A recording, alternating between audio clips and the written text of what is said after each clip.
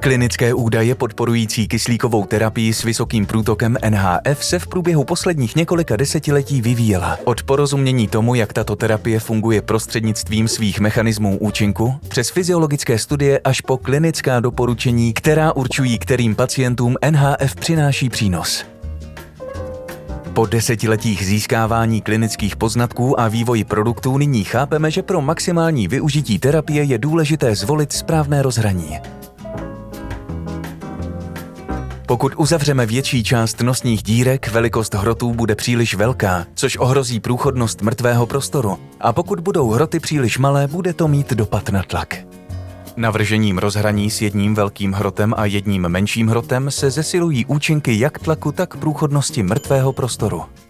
Tato vylepšená forma kyslíkové terapie s vysokým průtokem NHF je poskytována pomocí asymetrického rozhraní nazývaného Optiflow Duet.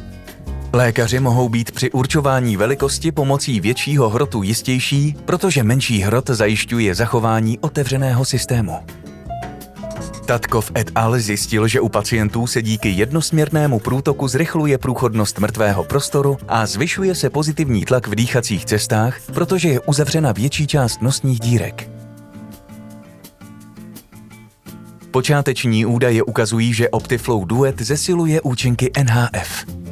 Vykazuje větší tlak, lepší průchodnost mrtvého prostoru a je tižší, přičemž zachovává všechny výhody vyhřívaného zvlhčování. Ať jste kdekoliv, ať léčíte kohokoliv, věnujte pozornost průtoku.